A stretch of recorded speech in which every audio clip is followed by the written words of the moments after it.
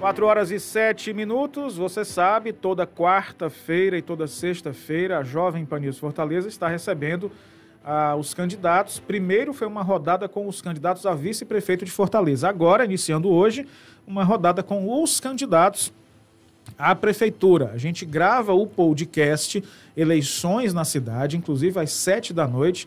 Já vai estar disponível o episódio de hoje, onde nós conversamos, eu e Bianca Saraiva, conversamos com o capitão Wagner, candidato do União Brasil à Prefeitura de Fortaleza. E você só digita lá no YouTube, Thiago Lima, Bianca Saraiva, que já vai direto. No Spotify da mesma forma. E o capitão Wagner Souza já está por aqui. A quem dou meu boa tarde, meu agradecimento por ter vindo bater esse papo. Como vai, candidato? Seja muito bem-vindo. Boa tarde, Thiago. Boa tarde a todos os ouvintes da Jovem Pan. Prazer enorme estar aqui novamente, batendo papo aqui sobre a cidade, falando um pouquinho sobre eleições, há 23 dias do dia que vai decidir o futuro da nossa cidade, muito convicto de que chegou a nossa vez. Candidato, vamos lá então. Estamos chegando aí, como o senhor falou, um período curto já para as eleições. A gente sabe que a campanha ela tem... A Justiça Eleitoral nos últimos anos reduziu esse tempo, né? E nas ruas, 15 dias de propaganda no rádio e na TV. Como o senhor avalia esses primeiros dias, né? E o que pretende mudar nessa reta final? Olha, Thiago, está muito claro para a gente que chegou a vez da mudança na cidade. Para ela acontecer, precisa de pulso firme para investir em segurança pública, precisa de experiência em gestão para tirar a saúde da UTI, precisa ter a coragem para acabar com o taxa do lixo, para acabar com a indústria da multa e preparo para levar a paz para as comunidades. E a nossa campanha tem demonstrado tudo isso.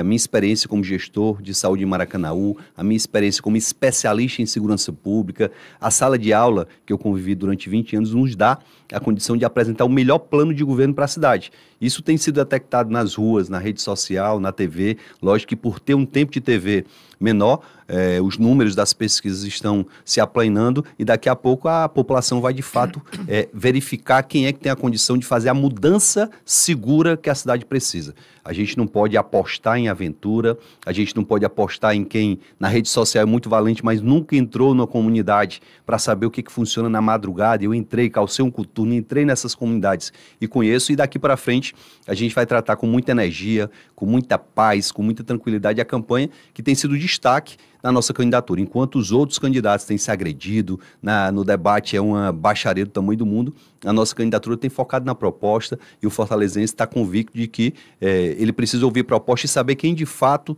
tem a capacidade para gerir a quarta capital do país. As pesquisas indicam que houve uma queda na intenção de voto no senhor desde o início da campanha, né? A que o senhor atribui essa queda e como reverter? Acha que é um movimento semelhante ao que já houve nas últimas duas campanhas? Olha, Thiago, a gente viu um movimento semelhante lá em São Paulo. Uma hora o prefeito caiu, já está recuperando, a novidade apareceu, mas as pessoas começaram a ver que a novidade deixa alguma dúvida. Então, é normal que nesse período inicial as pessoas conheçam os candidatos. Tem dois candidatos bem desconhecidos e tem dois bem conhecidos, que sou eu e o atual prefeito. Só que esses que são desconhecidos, a população ainda não avaliou o passado deles, não sabe o que eles fizeram, o que eles têm de serviço prestado. Na hora que todo mundo tiver conhecimento do que cada um fez, do que pode fazer como gestor da cidade, eu tenho plena convicção que esse voto vai ser definido. Eleição, como eu previa lá atrás, quando dei entrevista aqui para você, é muito parecido com a eleição de 2012, onde a gente teve 4 candidatos bem competitivos e na reta final é que a gente vai ter essa decisão e eu estou convicto que a gente está no caminho certo e vamos chegar no segundo turno e vencer a eleição. Candidato, qual o papel de Jair Bolsonaro hoje na direita, né? Ele é do partido de André Fernandes, o PL, mas o senhor também já se aliou ao vice-presidente no passado. Como é hoje sua relação com Bolsonaro e com a direita, de modo geral?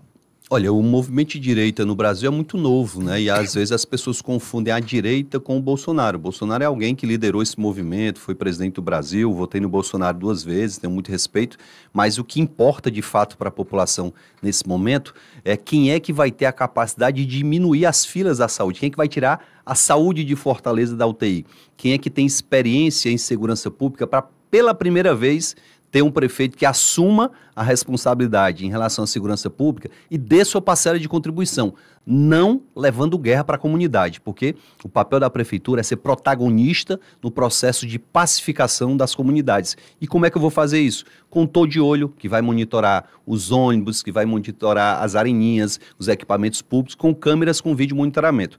Só para eu contar uma história rápida aqui, Tiago. Lá em São Paulo eu tive com o secretário de Segurança, Capitão Derrite, que me disse que fez uma parceria com o Palmeiras. Instalaram no Allianz Parque, no estádio do Palmeiras, câmeras com leitor facial. Todo torcedor que entra no estádio hoje é feita a leitura para saber quem é. Resultado, no primeiro jogo foram presos 20 torcedores que tinham mandado de prisão em aberto.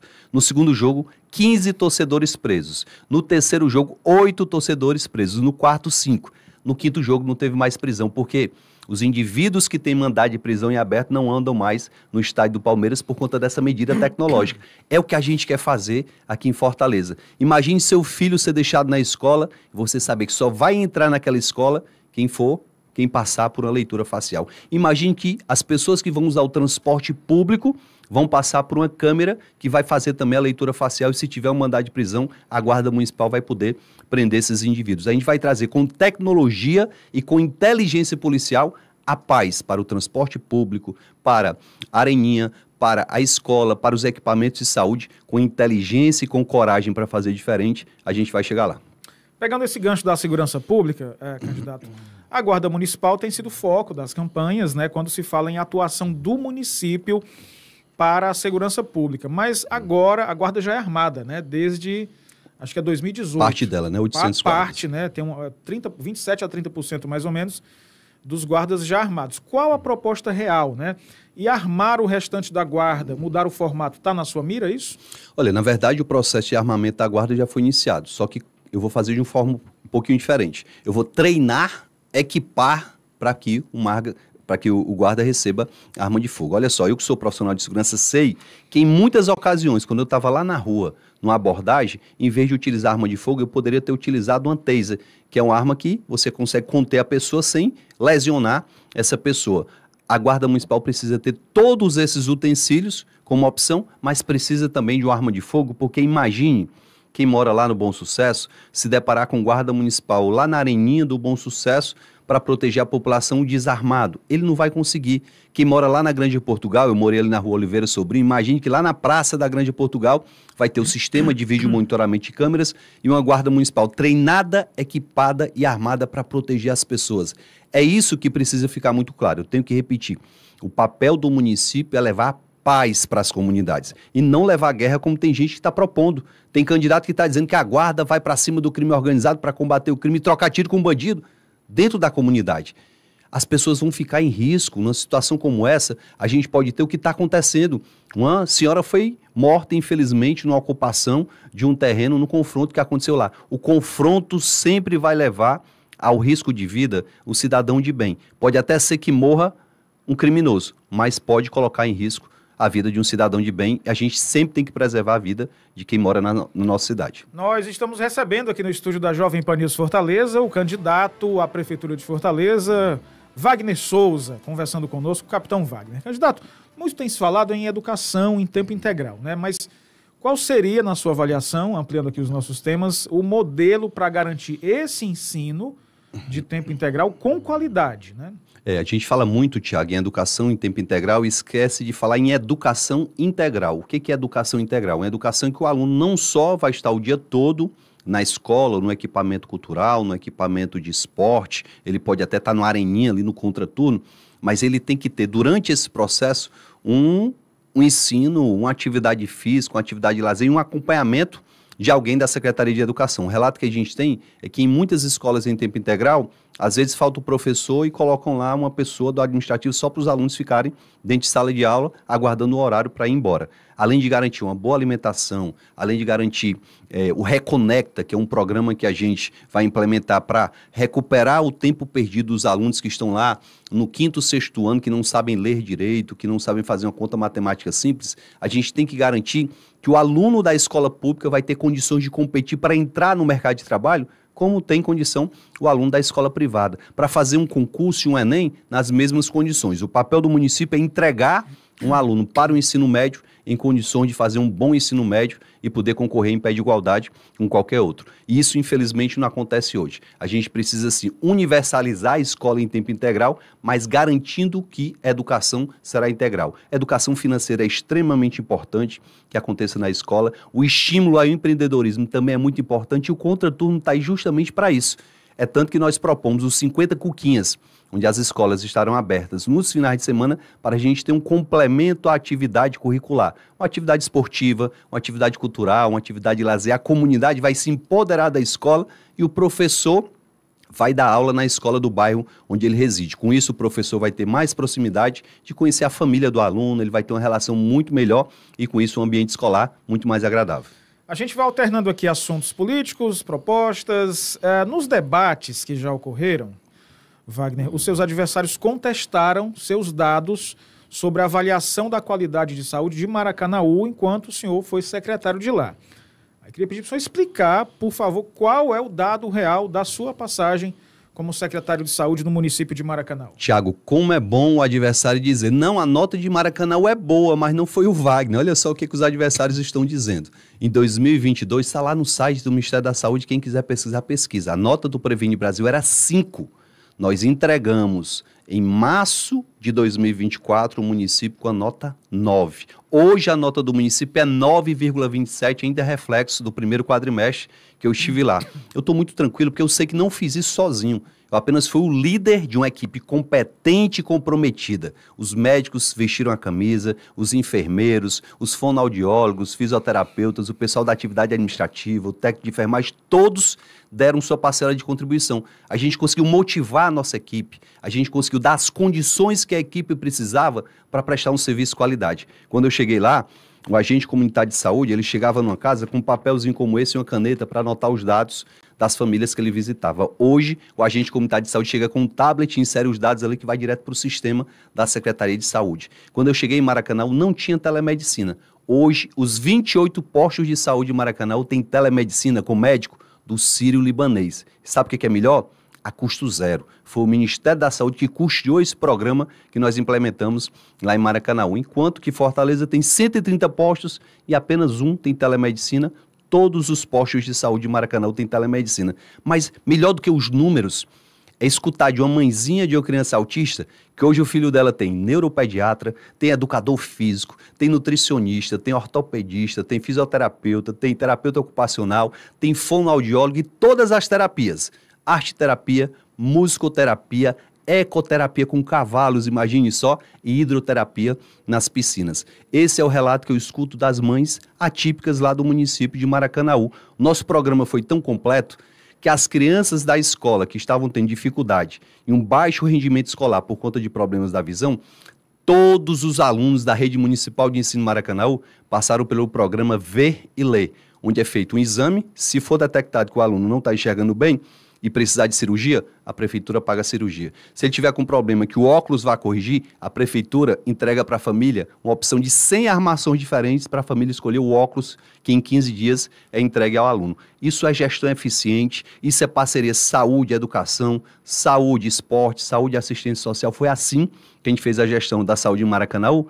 Mas não pergunte para mim não, pergunte a um morador de Maracanaú, pergunte a um funcionário que trabalha na Secretaria de Maracanaú como foi o processo de conquista desses trabalhadores, porque os trabalhadores não estavam motivados, ficaram motivados, porque eu atendi do agente comunitário de saúde ao médico, eu ouvi a mãe atípica, eu ouvi o paciente e nessa condição tem como a gente fazer a mesma coisa aqui em Fortaleza.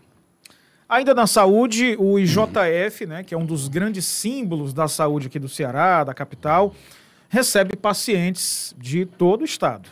Como é que o senhor pretende gerir o IJF em relação às filas para as cirurgias, especialmente as chamadas eletivas, e também a esse atendimento às pessoas que vêm de outros municípios? Olha, Tiago, a gente conversava agora há pouco no podcast, é preciso que o prefeito de Fortaleza entenda que sozinho ele não consegue.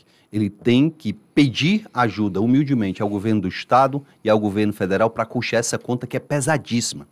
A conta do IJF envolve pacientes da capital, da região metropolitana e do interior do estado. E o governo do estado tem que dar sua parcela de contribuição proporcional.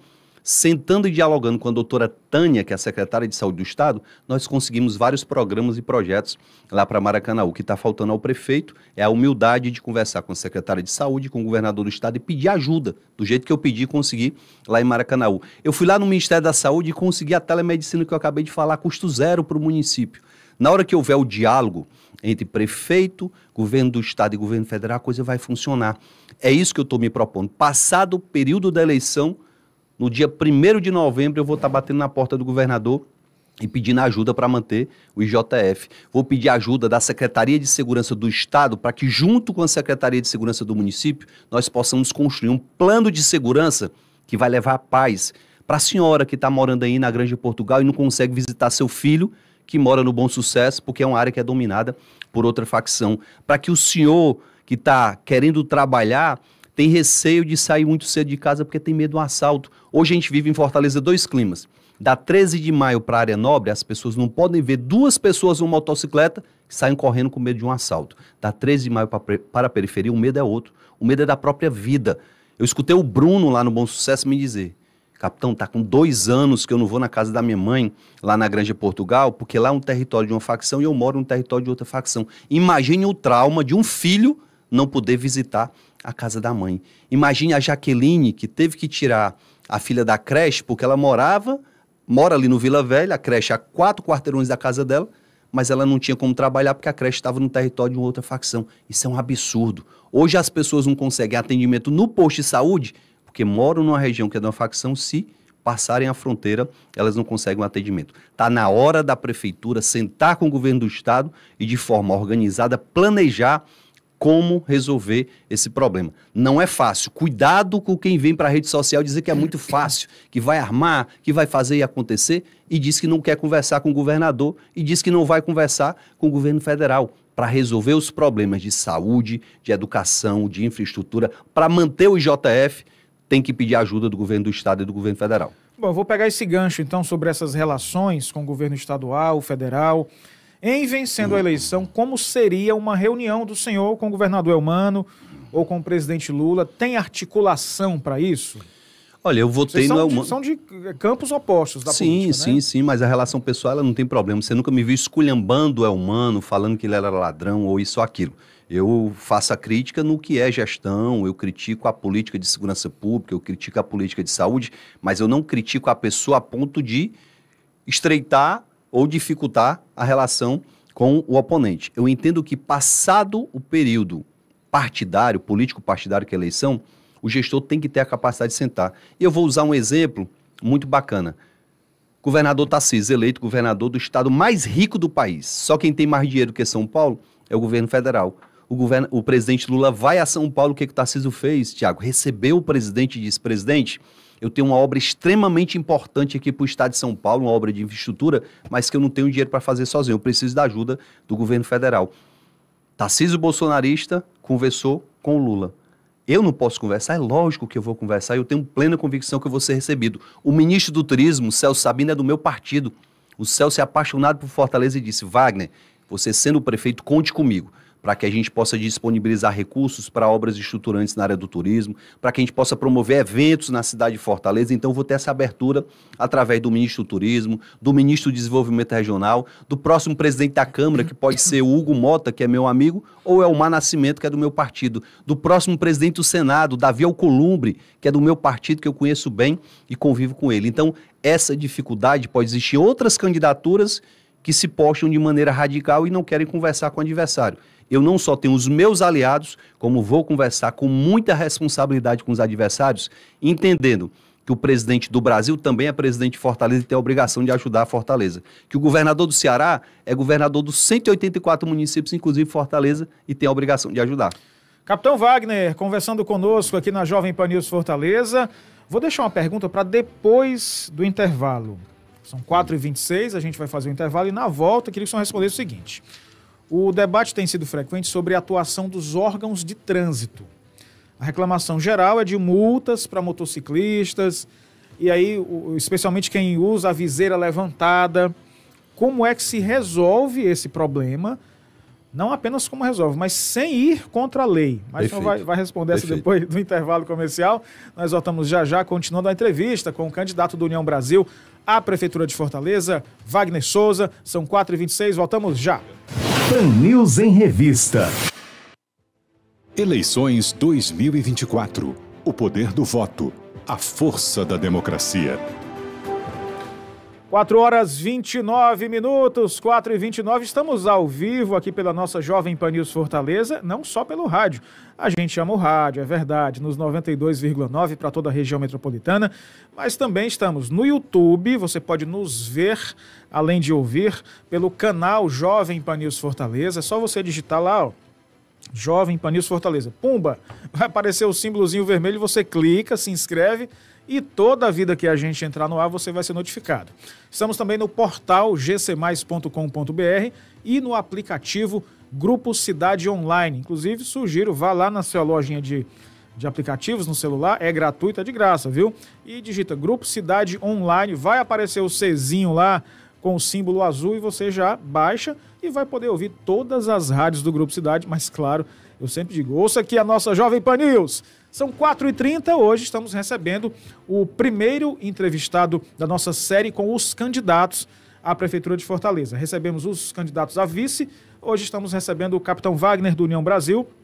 Deixei uma pergunta, candidato, sobre a história, tem sido muito levantada essa questão em relação à atuação dos órgãos de trânsito aqui em Fortaleza. A reclamação de multas para motociclistas, entre outras, especialmente sobre a questão da viseira levantada que está circulando essa polêmica. Como é possível resolver esse problema, não apenas da viseira, né, mas de todos os problemas que os motociclistas reclamam, mas também sem ir contra a legislação?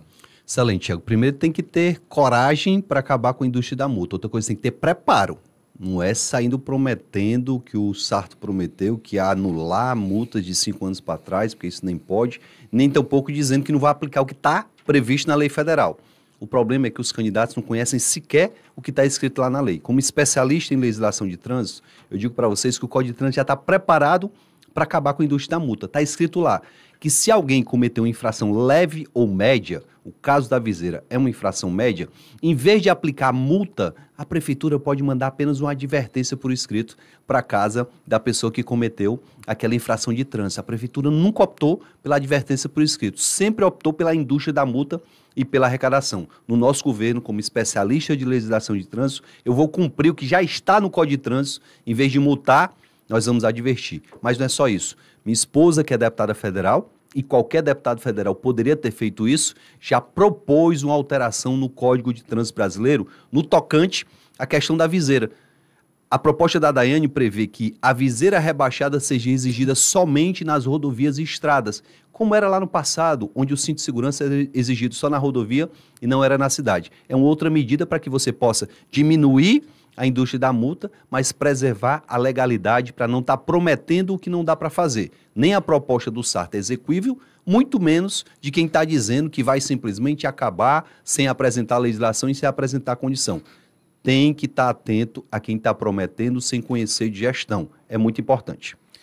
Em que pé está o projeto da Daiane hoje? O projeto da Daiane foi apresentado em abril ou maio, não me lembro exatamente a data, já está tramitando nas comissões, que é um processo natural, para poder ir para plenário, acredito que vai ser aprovado e a alteração é possível.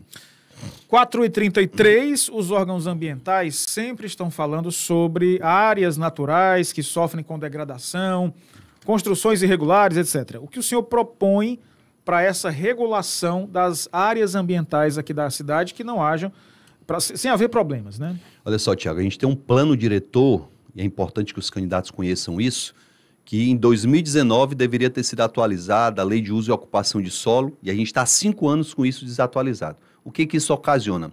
Tem gente querendo abrir um pequeno comércio numa via que lá na periferia já é uma via de via arterial, não é mais uma via local, e está tendo dificuldade porque a classificação dela ainda é como uma via local. Essa atualização é urgente para que o setor do empreendedorismo possa avançar em termos de sustentabilidade econômica. Quando a gente fala em sustentabilidade, isso envolve questões ambientais, envolve questões sociais e também questões econômicas. É muito importante frisar isso. A gente tem que modernizar o nosso plano diretor e permitir que em locais como a Praia do Futuro possam ser viabilizados empreendimentos imobiliários, empreendimentos comerciais, que é uma área que ainda tem muito terreno e muito espaço para crescer. A gente precisa entender que tem algumas regiões da periferia, especialmente aquelas que fazem limites com outros municípios, como Maracanaú, como Caucaia e outros, que precisam de atividade econômica. Você impulsionar a indústria da tecnologia naquela região, permitindo que a indústria da tecnologia possa se instalar, gerando emprego e renda. Você impulsionar outra indústria que é muito forte em Fortaleza, que é a indústria da moda, da confecção, é um caminho para a gente ter uma matriz econômica muito mais forte. E, logicamente, em relação às mudanças climáticas e às questões ambientais, é urgente que todas as grandes cidades adotem medidas para absorver melhor a água da chuva, para evitar inundações, como aconteceu lá no Rio Grande do Sul, que gerou um problema e um prejuízo enorme. Nós temos uma cidade, graças a Deus, que é plana, mas, ao mesmo tempo, tem muita dificuldade de obras de drenagem. Nós temos uma obra lá na Heracto Graça que precisava ter sido feita há muito tempo atrás. Foi iniciada e ainda não terminou. Temos pontos de alagamento na nossa cidade muito claros. A gente precisa viabilizar para melhorar essa permeabilidade. Jardins de chuva, a gente precisa ter uma pavimentação com um bloquete que seja vazado para que a água seja absorvida mais facilmente. A drenagem da nossa cidade precisa ser melhor administrada em parceria com a CAGES, isso é fato. Então, todas essas medidas são essenciais, além de preservar todas aquelas áreas que hoje têm uma característica ambiental importante, como a própria Sabiaguaba e outras regiões da nossa cidade. Poder trabalhar também a erosão dos nossos rios, urbanizar alguns riachos que existem na cidade, são essenciais para que a gente tenha a preservação do meio ambiente e, ao mesmo tempo, atividade econômica pujante. O senhor falou em empreendedorismo. Quem quiser empreender, vender, comercializar no centro, nas praias, o que é possível fazer para atender essas demandas? Porque nas grandes cidades existe o problema da ordenação do espaço público, e é óbvio, e também da liberdade de empreender. O que o senhor pensa sobre isso e o que fazer? Tiago, o que a gente precisa é de clareza na legislação. Hoje, para empreender em Fortaleza, quem tem um negócio formal, um restaurante, uma lanchonete, uma casa de show, tem um calhamaço de documentos, são mais de 800 leis, olha o absurdo, mais de 800 leis que o empreendedor tem que cumprir para poder abrir seu empreendimento e mantê-lo de pé. A gente precisa unificar essa legislação, a gente precisa modernizar a gestão. Como é possível, Tiago, que um fiscal da GFIS chegue num restaurante pedindo alvará, se o alvará já era para estar no sistema da prefeitura e lá mesmo, no celular, o fiscal poderia verificar se o empreendimento tem ou não tem alvará. Lembra, Tiago, que há algum tempo atrás, de novo eu vou falar como especialista em legislação de trânsito, algum tempo atrás, se você tivesse pago o seu licenciamento e IPVA do carro e não tivesse portando comprovante do pagamento, você lembra que você era multado? A legislação se modernizou. Hoje você não precisa portar o documento, porque no sistema do Denatran dá para ver se está pago ou não. Lembra que algum tempo atrás era exigido você portar a CNH? Hoje a CNH é digital. Então, precisamos modernizar esses processos. E, ao mesmo tempo, como você falou, a gente vive numa cidade que a desigualdade é muito clara. A gente vê, às vezes, a prefeitura comemorando que nós temos o maior PIB do Nordeste. Nós temos os maiores bilionários do Nordeste. Esse é o problema. Há um fosso social. Ser o maior PIB não garante qualidade de vida. Quem está morando lá no Vila Velha, na Messejana, no Curió, não tem uma segurança que garanta tranquilidade, não tem saúde de qualidade, as obras estruturantes são de péssima qualidade. A gente precisa, sim, ter um PIB forte, mas, ao mesmo tempo, precisa diminuir essa desigualdade social e é para quem mais precisa que nós precisamos governar. Quando a gente vê muitas pessoas em atividades informais, vendendo no centro, vendendo na beira-mar nesses locais, é porque elas precisam de sustento para pagar as contas, precisam de sustento para levar a alimentação para casa. Quando se cria uma taxa do lixo, você está tirando dinheiro do bolso do cidadão e está tirando o arroz do carrinho do supermercado, está tirando o pão da família, do café da manhã, e a gente precisa desonerar. Coragem para acabar com a taxa do lixo, coragem para organizar e ordenar a nossa cidade de modo a permitir que o feirante da José Avelino continue trabalhando tranquilamente sem ser perseguido pela prefeitura, de modo a permitir que o feirante lá da beira-mar, ele tem uma melhor infraestrutura que hoje. Infelizmente choveu, o feirante tem que fechar as portas porque o box alaga. Então é isso que precisa ser discutido e coragem para realizar nós temos. Existe alguma medida efetiva no seu plano para a qualidade do asfalto de Fortaleza? Porque é alvo de muitas críticas, isso já há muito tempo. Olha, Tiago, eu estive em São Paulo conversando com vários produtores de novos pavimentos E hoje existe tanto um pavimento que é permeável, um asfalto que absorve a água, como existem pavimentos com muito mais durabilidade. Infelizmente, tem gente até brinca, um dia desse eu estava no podcast com o Titela, mandar um abraço para ele, e o Titela brincando e dizendo que de vez em quando passa uma tinta preta lá na rua dele dizendo que é asfalto. E é verdade, infelizmente, a gente precisa ter, antes de passar o asfalto, o planejamento para evitar que se passe o asfalto da prefeitura e a CAGES venha quebrar com suas obras de saneamento. Olha só, pessoal, o saneamento básico é de responsabilidade da prefeitura.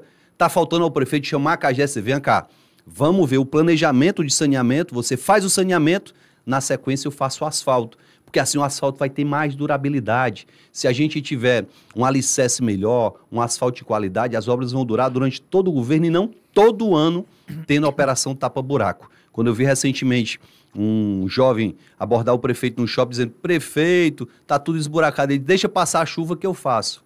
Meu Deus do céu.